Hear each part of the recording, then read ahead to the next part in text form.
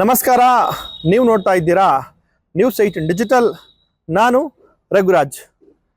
ಐಷಾರಾಮಿ ಬಸ್ಗಳಲ್ಲಿ ಅಗ್ನಿ ದುರಂತಗಳು ಸಂಭವಿಸಿದಂತಹ ವೇಳೆಯಲ್ಲಿ ಬಹಳಷ್ಟು ಮುಂಜಾಗ್ರತಾ ಕ್ರಮಗಳು ಕೈಗೊಳ್ಳದ ಹಿನ್ನೆಲೆ ಬಹಳಷ್ಟು ಪ್ರಯಾಣಿಕರ ಒಂದು ಸಾವು ನೋವು ಆಗ್ತಾ ಇದೆ. ಈ ನಿಟ್ಟಿನಲ್ಲಿ ರಾಜ್ಯದಲ್ಲಿ RTO ಇಲಾಖೆ ಅಧಿಕಾರಿಗಳು ಎಚ್ಚೆತ್ತುಕೊಂಡಿದ್ದಾರೆ. ನಾವು ಗಮನಿಸಿದ್ವಿ, ಇತ್ತೀಚೆಗೆ ಬೆಂಗಳೂರು ಗ್ರಾಮಾಂತರ ಮತ್ತೆ ಬೆಂಗಳೂರು ಹೊರವಲಯದ ಒಂದು ಭಾಗದಲ್ಲಿ RTO ಇಲಾಖೆ ಅಧಿಕಾರಿಗಳು ಸರಣಿ ಒಂದು ಕಾರ್ಯಾಚರಣೆ ಮಾಡೋ ಮೂಲಕ ಹೊರ ರಾಜ್ಯದ ಒಂದು ಬಸ್ಗಳಿಗೆ ಒಂದು ಶಾಕ್ ಅನ್ನು ಕೊಟ್ಟಿದ್ರು.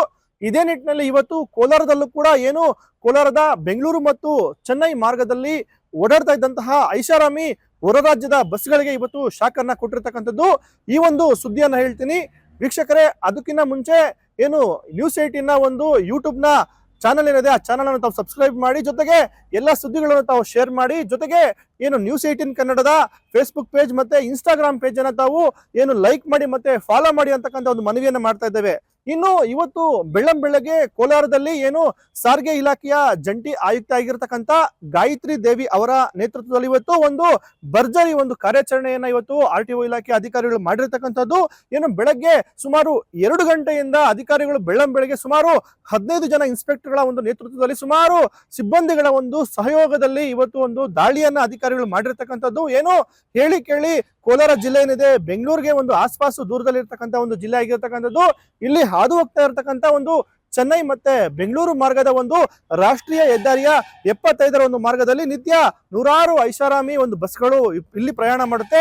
ಹೊರ ರಾಜ್ಯದಿಂದ ಬರ್ತಾ ಇರ್ತಕ್ಕಂಥ ನೂರಾರು ಐಷಾರಾಮಿ ಬಸ್ಗಳು ಇದೇ ಮಾರ್ಗವಾಗಿ ಬೆಂಗಳೂರನ್ನ ದಿನನಿತ್ಯ ಬೆಳಗ್ಗೆ ತಲುಪುತ್ತೆ. ಆದ್ರೆ ಇವತ್ತು ಇದೇ ಮಾರ್ಗವಾಗಿ ಬೆಂಗಳೂರನ್ನ ತಲುಪತಕ್ಕಂಥ ನಿಟ್ಟಿನಲ್ಲಿ ಹೊರ ರಾಜ್ಯಗಳಾಗಿರ್ತಕ್ಕಂಥ ಆಂಧ್ರ ಆಗಿರ್ಬೋದು, ತಮಿಳುನಾಡು, ಜೊತೆಗೆ ಬೇರೆ ಬೇರೆ ರಾಜ್ಯಗಳಿಂದ ಐಷಾರಾಮಿ ಬಸ್ಗಳು ತಮ್ಮ ಒಂದು ಪ್ರಯಾಣಿಕರನ್ನ ಹೊತ್ಕೊಂಡು ಇದೇ ಮಾರ್ಗವಾಗಿ ಬೆಂಗಳೂರನ್ನ ತಲುಪಬೇಕಾಗಿರುತ್ತೆ. ಆದ್ರೆ ಟೂರಿಸಂ ನ ಒಂದು ಪರ್ಮಿಟ್ ಅನ್ನ ಪಡೆದಿರ್ತಕ್ಕಂಥ ಐಷಾರಾಮಿ ಖಾಸಗಿ ಬಸ್ಗಳಲ್ಲಿ ಬಹಳಷ್ಟು ಒಂದು ಅಲ್ಲಿ ಕೈಗೊಳ್ಳಬೇಕಾಗಿರ್ತಕ್ಕಂಥ ಮುಂಜಾಗ್ರತಾ ಕ್ರಮಗಳನ್ನ ಇಲ್ಲಿ ಬದಿಗೊತ್ತಿ ಬಸ್ಗಳನ್ನ ನವೀಕರಣ ಮಾಡಿರ್ತಕ್ಕಂಥದ್ದು. ಈ ನಿಟ್ಟಿನಲ್ಲಿ ಇವತ್ತು RTO ಇಲಾಖೆಯ ಅಧಿಕಾರಿಗಳು ಬೆಳ್ಳಂಬೆಳಗ್ಗೆ ಒಂದು ಭರ್ಜರಿ ಕಾರ್ಯಾಚರಣೆಯನ್ನ ಮಾಡಿ ಸುಮಾರು 30ಕ್ಕೂ ಹೆಚ್ಚು ಒಂದು ಐಷಾರಾಮಿ ಬಸ್ಗಳನ್ನ ಇವತ್ತು ಸೀಸ್ ಮಾಡಿರ್ತಕ್ಕಂಥದ್ದು.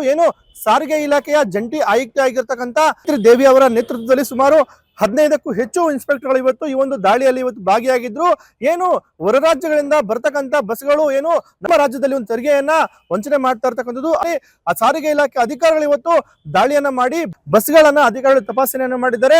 ಒಂದ್ ಕಡೆ ಬಸ್ಗಳಿಗೆ ಒಂದು FC ಲ್ಯಾಬ್ಸ್ ಆಗಿರುತ್ತೆ, ಮತ್ತೊಂದ್ ಕಡೆ ಬಸ್ಗಳಲ್ಲಿ ತುರ್ತು ನಿರ್ಗಮನ ಒಂದು ದ್ವಾರಗಳೇನಿರುತ್ತೆ ಆ ಒಂದು ದ್ವಾರಗಳನ್ನ ಸರಿಯಾಗಿ ಒಂದು ನಿಟ್ಟಿನಲ್ಲಿ ಅಳವಡಿಕೆ ಮಾಡಿರೋದಿಲ್ಲ. ಮತ್ತೊಂದ್ ಕಡೆ ಗಾಜಿನ ಒಂದು ಕಿಟಕಿಯನ್ನು ಹೊಂದಿರತಕ್ಕಂತ ಬಸ್ಗಳಲ್ಲಿ ಅಲ್ಲಿ ಒಂದು ಹ್ಯಾಮರ್ ಗಳನ್ನ ಇಡಬೇಕಾಗಿರುತ್ತೆ. ಪ್ರತಿ ಒಂದು ಕಿಟಕಿ ಬಳಿ ಒಂದು ಹ್ಯಾಮರ್ ಅನ್ನು ಇಡಬೇಕಾಗಿರುತ್ತೆ. ಮತ್ತೆ ತುರ್ತು ನಿರ್ಗಮನದ ಒಂದು ದ್ವಾರ ಏನಿದೆ ಆ ಒಂದು ದ್ವಾರದ ಬಳಿ ಪ್ರಯಾಣಿಕರಿಗೆ ತಿಳಿಯುವಂತ ನಿಟ್ಟಿನಲ್ಲಿ ಅಲ್ಲಿ ಒಂದು ಮುಂಜಾಗ್ರತಾ ಒಂದು ಫಲಕಗಳನ್ನ ಹಾಕಬೇಕಾಗಿರುತ್ತೆ. ಈ ನಿಟ್ಟಿನಲ್ಲಿ ಬಹಳಷ್ಟು ಒಂದು ಲೋಪಗಳನ್ನ ಇವತ್ತು ಸಾರಿಗೆ ಇಲಾಖೆ ಅಧಿಕಾರಿಗಳು ಇವತ್ತು ಬಸ್ಗಳಲ್ಲಿ ಒಂದು ಕಂಡು ಬಂದಿರತಕ್ಕಂಥದ್ದು. ಹಾಗಾಗಿನೇ ಅಧಿಕಾರಿಗಳು ಹೊರ ರಾಜ್ಯದಿಂದ ಬರ್ತಕ್ಕಂಥ ಬಸ್ಗಳು ನಮ್ಮ ರಾಜ್ಯದಲ್ಲಿ ತುಂಬಾ ದೊಡ್ಡ ಮಟ್ಟದಲ್ಲಿ ಒಂದು ತೆರಿಗೆಯನ್ನು ಕೂಡ ವಂಚನೆ ಮಾಡ್ತಾ ಇರತಕ್ಕಂಥದ್ದು.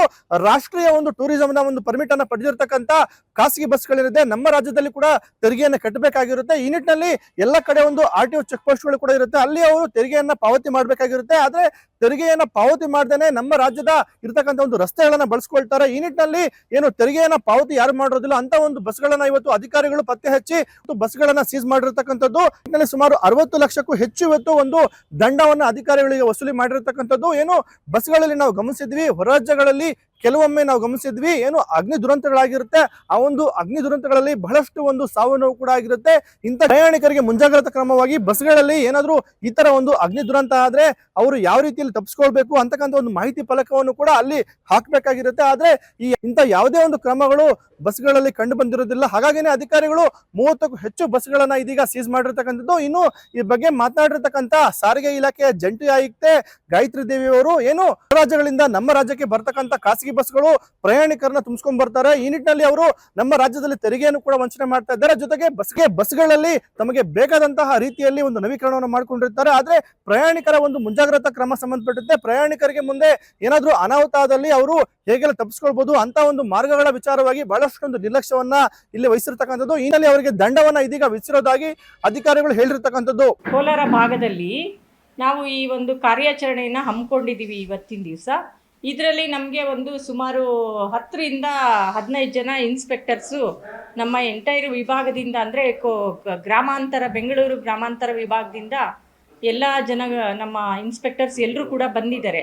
ಸೊ ಇಲ್ಲಿ ಏನಾಗಿದೆ ಅಂದರೆ ನಮಗೆ ಮುಖ್ಯವಾಗಿ ನಂಗ್ಲಿ ಒಂದು ಚೆಕ್ ಪೋಸ್ಟ್ ಇದೆ ನಮ್ಮದು.